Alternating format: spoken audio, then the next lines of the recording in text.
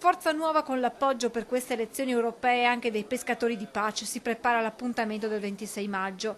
L'obiettivo del partito rimane, dicono i suoi esponenti, quello del 97. L'unico cambiamento possibile è ovviamente dall'interno del Parlamento europeo, ma insieme a una rivoluzione di popolo. Noi per questo che Forza Nuova è nelle strade sempre e comunque e non sta solo nei palazzi. Secondo Forza Nuova si tratta di un'Europa che va stretta all'Italia, penalizzata sotto vari punti di vista dalle politiche dell'Unione. L'uscita da questa Europa, perché è un'Europa che non vuole assolutamente la sovranità dell'Italia, anzi la vuole distruggere sia da un punto di vista economico sia da un punto di vista sociale. Per noi è fondamentale proprio le politiche per la famiglia realmente, quindi per la demografia piuttosto che la lotta contro il gender, piuttosto che la lotta alle leggi per le unioni civili che vogliono distruggere la famiglia tradizionale formata da uomo e da donna. Cambiare questa Europa, che non è l'Europa che comunque, soprattutto anche l'Italia, non ha nessun tipo di beneficio, anzi ha sempre comunque dei diktat europei che arrivano, che comunque sono contro